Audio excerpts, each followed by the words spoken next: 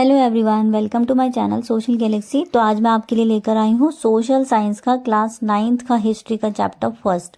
तो इसमें हम पढ़ेंगे फ्रांसीसी क्रांति के बारे में, फ्रेंच रेवोल्यूशन। ये जो फ्रेंच रेवोल्यूशन इतना बड़ा वर्ड है ना, जिसका हिस्ट्री में इतनी चर्चा है, आज हम उसके बारे में जानेंगे कि ये एक्चुअल में फ्रेंच रेवोल्यूशन क्या था, फ्रांसीसी क्रांति क्यों स्टार्ट हुई। तो देखिए, हिस्ट्री में ये जो चैप्टर है ना, फ्रांसीसी क्रांति या फ्रेंच रेवोल्यूशन, अगर ये हुआ है तो इसके पीछे बहुत से रीज़न है। एक कहानी है ये पूरी, एक रेवोल्यूशन है। इस रेवोल्यूशन के पीछे बहुत बड़ी वजह है। तो वो जो रीज़न है वो क्या है, वो हम इस वीडियो में हम देखेंगे कि फ्रेंच रेवोल्यूशन के पीछे क्या कारण थे, क्या रीज़न थे और किसने स्टार्ट किया ये रेवोल्यूशन। तो चलिए, फ्रांसीसी क्रांति को स्टार्ट करने से पहले आज हम ये देख लेते हैं कि आज हम पढ़ने क्या वाले हैं, यानी कि इस वीडियो में आपको कौन कौन से टॉपिक क्लियर होने वाले हैं। सबसे पहले फ्रांसीसी क्रांति है क्या, क्यों हुई थी, या इसके क्या रीज़न थे वो, और फ्रांस की आर्थिक स्थिति, फ्रांस जो इतना बड़ा जो देश है उसकी आर्थिक स्थिति क्या थी। देखिए, आर्थिक स्थिति क्या होती है, किसी भी देश की अगर आर्थिक स्थिति खराब है तो इसका मतलब वहाँ के जो लोग हैं उनको पैसों की कमी हो रही है। पैसों की कमी होगी तो ऑब्वियसली जो लोग हैं वो परेशान होंगे, वो बेचारे अपना जो जीवन है वो ठीक से नहीं गुजार पाएंगे, उनको संसाधन यानी कि रिसोर्सेज नहीं मिल पा रहे हैं। तो इससे क्या होगा, धीरे धीरे लोगों में गुस्सा पैदा होता है। तो लोग क्या करते हैं, फिर एक तरह से रेवोल्यूशनरी हो जाते हैं और एक रेवोल्यूशन की तरफ जाते हैं। थर्ड टॉपिक जो हम यहाँ पर क्लियर करने वाले हैं वो जीने का संघर्ष। जीने का संघर्ष मतलब एक अपनी ज़िंदगी को लेकर इतना बड़ा संघर्ष हो गया है उनके लिए कि वो ठीक से अपना जीवन यापन ही नहीं कर पा रहे। तो फ्रांस की आर्थिक स्थिति खराब है, इसलिए जीवन का जो संघर्ष है वो बढ़ता जा रहा है। तो ठीक है, फिर यहाँ पे ये 3 टॉपिक इस वीडियो में हम क्लियर करने वाले हैं। अगर वीडियो अच्छी लगे तो आप प्लीज़ लाइक एंड शेयर ज़रूर करिएगा। और अगर ऐसे ही एनसीईआरटी की समरीज या एनसीईआरटी को और ज़्यादा इजी लैंग्वेज में आपको समझना है तो मेरे चैनल को सब्सक्राइब करिएगा। चलिए फिर वीडियो स्टार्ट करते हैं। क्रांति शब्द का मीनिंग क्या होता है, बहुत सारे लोग मिलकर कोई चेंज चाहते हैं या कोई बदलाव चाहते हैं तो उसे हम क्रांति कहते हैं। अब यहाँ पर क्या हो रहा है, डेफिनेशन लिखिए, जनसमूह द्वारा शासन व्यवस्था को बदलने का प्रयास। या तो आप शासन व्यवस्था ही पूरी बदलना चाहते हैं या सरकार में कोई चेंजेस चाहते हैं। ठीक है, अब देखिए यहाँ बात हो रही है फ्रांस रेवोल्यूशन की, यानी कि फ्रांसीसी क्रांति की। तो फ्रांस में लोग जो चेंजेस चाहते थे वो लुईस 16 के शासन व्यवस्था में चेंजेस चाहते थे, उसको हटाना चाहते थे। अच्छा देखिए, तो यहाँ पर ये सवाल उठता है कि फ्रांसीसी क्रांति इतनी फेमस क्यों है, या फ्रेंच रेवोल्यूशन इतना फेमस क्यों है, इतिहास में इसका क्यों इतना नाम है। तो देखिए, फ्रेंच रेवोल्यूशन ने हमें वो सिद्धांत दिए हैं जो आज तक किसी रेवोल्यूशन ने नहीं दिए। फॉर एग्जाम्पल, स्वतंत्रता, समानता, बंधुत्व, लोकतंत्र, ये बहुत ज़्यादा ही मायने रखने वाले, या एक होता है ना कि हमारी लाइफ में किसी देश के लिए या किसी देश के नागरिक के लिए ये 4 चीज़ें बहुत ज़्यादा इंपॉर्टेंट हैं जो हमें फ्रेंच रेवोल्यूशन से मिला है। फ्रांस के लोगों ने ही हमें ये चारों चीज़ें दी हैं, उन्होंने ही हमें सिखाया है कि इन चीज़ों का हमारी लाइफ में कितनी ज़्यादा इंपॉर्टेंस है। चलिए अब बात करते हैं हम अपने चैप्टर की। 18th सेंचुरी में, जो लेट 18th सेंचुरी थी, उसमें हमारा जो फ्रेंच सोसाइटी है, फ्रांस की जो सोसाइटी है, समाज है, वो कैसा था। तो देखिए, सबसे पहले 14 जुलाई 1774 को क्या हुआ था, लुईस 16 राजा बन गया था। लुईस 16 राजा जो बना है वो बर्बन फैमिली का है। अब देखिए, उसकी शादी हो गई, 20 साल में उसकी शादी हो गई थी, बहुत कम उम्र में मैरी एंटोनिएट से शादी हुई। जब वो राजा बना ना तो उसने क्या देखा, उसका जो खजाना था वो बिल्कुल खाली था। अब देखिए, वो राजा बन गया, उसके पास पैसे नहीं है, तो फिर वो काम कैसे करेगा, प्रजा की देखभाल कैसे करेगा। अब देखिए, राजा का खजाना खाली क्यों था, उसके 3 रीजन है। सबसे पहले, महल की शानो शौकत बनाए रखने के लिए, जो वर्सेल का महल था उसकी शानो शौकत के लिए जो खर्चा होता था वो फिजूल खर्चा था। लंबे समय तक ये लोग खर्च उसमें युद्ध में इन्वॉल्व रहते थे। तीसरा जो पॉइंट है वो अमेरिका के 13 उपनिवेश जो है ब्रिटेन से इसने आज़ाद कराए थे, किसने, फ्रांस ने, तो इसीलिए उस पर कर्जा हो गया था। तो ये रीज़न थे 3।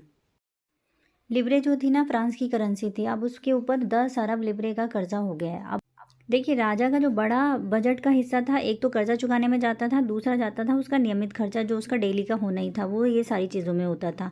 अब ये कर जो है ना वो तीसरा स्टेट दे रहा था। अब तीसरे स्टेट को समझने के लिए हमें जाना पड़ेगा फ्रांस के सामाजिक व्यवस्था में, यानी कि उसके समाज को समझना पड़ेगा। सबसे पहले देखिए, प्रथम स्टेट, द्वितीय स्टेट, तृतीय स्टेट लिखा हुआ है। प्रथम स्टेट वो होता है जहाँ पे बड़े बड़े व्यवसायी, व्यापारी, बिजनेसमैन, ये पढ़े लिखे लोग आते हैं। दूसरे स्टेट में आपका किसान और कारीगर आएंगे। तीसरे स्टेट में आएंगे छोटे मोटे किसान, भूमिहीन मजदूर, नौकर चाकर, ये सारे लोग।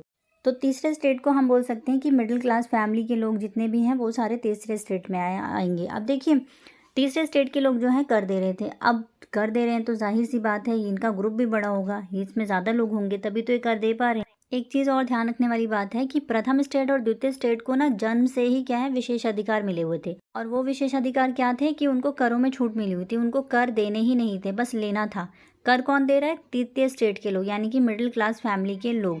तो जितने भी लोग थे मिडिल क्लास फैमिली के, छोटे मोटे किसान, डॉक्टर, इंजीनियर, टीचर्स वगैरह, वो सारे लोग मिलके जो है कर दे रहे हैं। और जाहिर सी बात है इनका बहुत बड़ा ग्रुप था, तो तभी सारे लोग जो है कर दे रहे, और उसी कर से जो है राजा का काम चलता था। उसके जितने भी पूरे नियमित खर्चे हैं, वो सेना का रख रखाव, उसका कर्जा, तो इतने सारे लोग मिलके टैक्स दे रहे हैं, राजा जो है टैक्स ले रहा है, तो वो इतना सारा अपना खर्चा चला पा रहा है। तो ये जो चीज़ें थी वो सिर्फ और सिर्फ तृतीय स्टेट के लोगों पर ही अप्लाई होती थी। तृतीय स्टेट के लोग जो है इन सब चीज़ों से बहुत परेशान हो चुके थे कि एक तो हमारी इनकम वैसे ही कम है, हमारी फैमिली मेम्बर्स भी हैं, हमें अपने खर्चे भी होते हैं, और ऊपर से राजा जो है टैक्स में बार बार वृद्धि करता जा रहा था, बढ़ाता जा रहा था टैक्स को, क्योंकि राजा अपने हिसाब से सोच रहा है, उसको अपना खर्चा निकालना है, उसको अपनी चीज़ें पूरी करनी है, उसको अपनी कर्जे से जो है छुटकारा पाना है। इसीलिए वो जो है तृतीय स्टेट के लोगों पर प्रेशर डाल रहा था, टैक्स बढ़ा रहा था,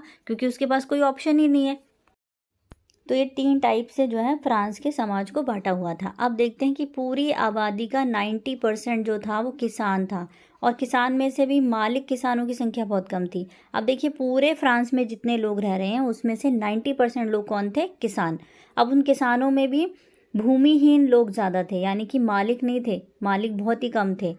60% ज़मीन पर कुलीन, चर्च और तृतीय स्टेट के अमीरों का अधिकार था। तो जितने भी लोग थे हमारे, उसमें से 90% लोग में से किसान, 90% लोग किसान थे, 10% लोग हमारे कौन थे? कुलीन हो गए, चर्च वाले हो गए, तृतीय स्टेट के अमीर लोग हो गए। तो उनके पास कितनी थी? 60% ज़मीन। 90% लोगों पर सिर्फ 40% ज़मीन थी, और यहाँ पर 10% लोगों पर 60% ज़मीन थी। तो आप समझ रहे हो कि कितना डिफरेंस है यहाँ पे। दूसरी चीज़, किसानों की ऑलरेडी स्थिति भी ख़राब थी, उनकी जो कंडीशन थी वो भी ख़राब थी। अब वो कंडीशन क्यों ख़राब थी? क्योंकि उनको ना फालतू के टैक्स बहुत देने पड़ते थे। फ्रांस में जो थर्ड स्टेट है, जो किसान लोग हैं बेचारे, उनके ऊपर बहुत सारे फालतू के टैक्स थे। जैसे फॉर एग्जांपल यहाँ पे दिया हुआ टाइथ, तो ये होता है धार्मिक कर, जो थर्ड स्टेट के लोग चर्च को देते थे, यानी कि चर्च जो है थर्ड स्टेट से ये वाले टैक्सेस लेता था। दूसरा है टाइल टैक्स। क्या? अब टाइल टैक्स क्या है? वो सरकार लेती थी थर्ड स्टेट से, यानी कि टाइथ जो था और टाइल जो है, दोनों ही टैक्सेस लिए जा रहे हैं थर्ड स्टेट से, और वो बेचारे किसान हैं, वो कितना कमाएंगे और कितना बेचारे टैक्स देंगे। तो दोनों ही टैक्सेस लिए जाते थे, प्लस उनसे डायरेक्ट इनडायरेक्ट कुछ और भी टैक्सेस थे वो भी लिए जाते थे। अब इन सब चीज़ों से किसानों की कंडीशन हो गई थी बहुत ज़्यादा ख़राब, और ऊपर से उनके पास ज़मीनें भी कम हैं। इतने सारे 90% लोग हैं, लेकिन उनके पास सिर्फ और सिर्फ 40% ज़मीन पर काम करने का हक है, और जो 10% लोग हैं, जो हमारे फर्स्ट स्टेट वाले लोग थे, सेकंड स्टेट वाले लोग हैं, उनके पास 60% ज़मीन है पूरे फ्रांस की। तो यहाँ पर आप देखिए कितना ज़्यादा एक अत्याचार हो रहा है हमारे थर्ड स्टेट के लोगों पर, मिडिल क्लास के लोगों पर। तो ये जो टैक्सेस थे, इनसे उनकी कंडीशन और ख़राब हो गई, और बाकी के जो दोनों स्टेट थे वो आराम से टैक्स फ्री थे, उनके ऊपर कोई टैक्स नहीं देना, उनको सिर्फ लेना था। अब देखिए आप अपनी एनसीईआरटी बुक में देखेंगे ना, तो ये आपको एक फ़ोटो मिलेगी जिसमें लिखा हुआ है जीने के लिए संघर्ष। तो ये फ़ोटो आप अपनी बुक में देख सकते हैं, इसमें थोड़ा सा ब्लर आ रहा है, इसलिए आप अपनी बुक में से देख के इसको समझ सकते हैं। तो देखिए ये जो पिक्चर है ना, वो ये दिखा रही है कि जीने के लिए संघर्ष। जीने के लिए संघर्ष कैसे? देखिए एक तरफ लेफ्ट साइड पे लिखा हुआ है, नीचे कॉर्नर में, कुलीन व्यक्ति जो है मकड़ा है और किसान जो है मक्खी है। अब ये जो राजा की तरह बैठा हुआ है एक हैट लगा के, तो ये जो ये है व्यक्ति कुलीन, और दूसरा जो सामने वाला है वो बेचारा गरीब है, किसान है। वो क्या क्या लेकर आया है अपने साथ? अनाज लाया है, पैसे लाया है, फल फ्रूट लेकर आया है उसको देने के लिए। अब वो बेचारा इतना गरीब है, ऊपर से वो इतना सारा सामान उसको देने के लिए लाया है कुलीन को। सोचो, ये अपने खर्चा भी चला रहा है, अपनी फैमिली को भी दे रहा है, और साथ में इसको भी दे रहा है, तो एक संघर्ष ही तो हुआ। अब अगर हम बात कर रहे हैं फ्रांस की जनसंख्या के बारे में, तो 1715 में 2.3 करोड़ थी, जो कि बढ़ के 1789 में 2.8 करोड़ हो गई है। अब जैसे जैसे लोग बढ़ रहे हैं तो उनको खाने के लिए भी चाहिए, यानी कि डिमांड ज़्यादा हो रही है अगर पॉपुलेशन ज़्यादा है तो। अनाज का देखिए क्या हुआ, मांग और कीमत दोनों में तेज़ी से वृद्धि हो गई। ऑब्वियसली जब किसी एरिया में या किसी कंट्री में लोग ज़्यादा बढ़ रहे हैं, पॉपुलेशन ज़्यादा हो रही है, तो उन लोगों को खाने के लिए और बाकी उनकी जो बेसिक नीड्स हैं वो तो पूरी करनी पड़ेंगी ना, उसके लिए तो उनको चाहिए चाहिए। तो यहाँ पर अनाज की डिमांड भी जो है वो धीरे धीरे बढ़ गई। अब जब अनाज की डिमांड बढ़ गई है तो ऑब्वियसली उसकी कीमत भी बढ़ेगी। अब देखिए यहाँ पर क्या है, फ्रांस के लोग ना पाव रोटी खाते हैं, सबसे ज़्यादा वो पाव रोटी खा रहे थे। और जैसे जैसे पॉपुलेशन बढ़ी, तो जो पॉपुलेशन बढ़ रही है उसके लिए तो पाव रोटी मिल ही नहीं रही, यानी कि जो खाने की चीज़ है, खाने की चीज़ों में ही कमी हो गई है। फ्रांस उतना खाने की चीज़ें दे ही नहीं पा रहा था, और जो खाने की चीज़ें थी, जो पाव रोटी थी ऑलरेडी, वो उसकी कीमत ज़्यादा थी। तो जब प्राइस बढ़ जाता है तो उस चीज़ को कौन खरीद पाएगा? सिर्फ वही लोग खरीद पाएंगे जिनके पास पैसा है, और गरीब लोग तो उस चीज़ से फिर वो चीज़ उनको मिलती नहीं है। तो ऐसे ही फ्रांस में क्या हो रहा था कि जो भी पाव रोटी है या खाने की चीज़ें हैं उन पर हो गई है, कीमतें बढ़ गई हैं। अब वो कीमत बढ़ गई तो सारे के सारे जितने भी अमीर लोग थे वो खरीद लेते थे। अब गरीब बेचारा उस चीज़ से वंचित रह गया, उसको मिला ही नहीं, क्योंकि उत्पादन कम हो पा रहा है तो गरीबों को मिल नहीं पा रहा, कीमत ज़्यादा है, तो वो कहाँ से खरीदेगा। अब देखिए इससे क्या हुआ, अमीर और गरीब के बीच की खाई और बढ़ती चली गई। पहले तो थी, जैसे अमीर और गरीब में फ़र्क तो था ही, लेकिन धीरे धीरे वो और बढ़ते चली गई कि अमीर जो था वो जितनी भी महंगी चीज़ें थी वो खरीद पा रहा था, अपना जो जीविका है, अपना जीवन है, आराम से गुजार पा रहा था फ्रांस में। लेकिन गरीब बेचारा इतनी मेहनत कर रहा था, फसल उगा रहा है, उत्पादन कर रहा है, और उसे ही वो चीज़ नहीं मिल पा रही है, उसे ही वो चीज़ें खरीदने में दिक्कत हो रही है, उसे अपना जीवन इतना कठिन लगने लग गया था। दूसरी चीज़, मज़दूर की मज़दूरी जो था वो मालिक तय करता था। अब मज़दूर बेचारा जो किसान काम कर रहा है वो इतनी मेहनत करता है, लेकिन उसकी मज़दूरी कौन तय कर रहा है? एक मालिक जो बैठा है। यानी कि जितने भी अमीर लोग हैं या जो जिनके पास भूमि थी, ज़मीनें थी, तो वो तय कर रहे थे कि आपको कितना पैसा मिलेगा, कितना पैसा आपको वो रोज़ के बेसिस पे देगा। अब इससे स्थिति तो ख़राब होगी ही होगी, कंडीशन और वर्स्ट होती चली गई, बेकार से बेकार बदतर होती चली गई, ये कह सकते हैं आप, बेचारे जो गरीब लोग हैं उनकी। अब साथ में क्या हो रहा है, सूखा पड़ गया, कभी ओलों का प्रकोप हो गया, कभी नेचुरल क्लाइमिटीज़ तो हो ही जाती हैं, कुछ ना कुछ होता चला गया, और उनकी फसल जो बेचारा इतना मेहनत भी करता था और उसके बाद उनकी फसलें ख़राब हो जाती थी। तो ये था हमारा पूरा जीवन, उनका संघर्ष। तो रोज़ी रोटी और जीविका का संकट इस तरह से उनके ऊपर आ गया था कि बेचारे सारे बहुत परेशान थे फ्रांस में। और लुईस 16 इनके लिए कुछ नहीं कर पा रहा था, वो बस टैक्सेस लिए जा रहा था और आराम से बैठ के अपना जो है महल में आराम से अपनी जो जीविका है वो आराम से गुजार रहा था। साथ में जो फर्स्ट स्टेट है और सेकंड स्टेट है वो भी आराम से बैठ के अपना जीवन जो है एंजॉय कर रहे थे। लेकिन यहाँ पर कंडीशन किसकी ख़राब हुई?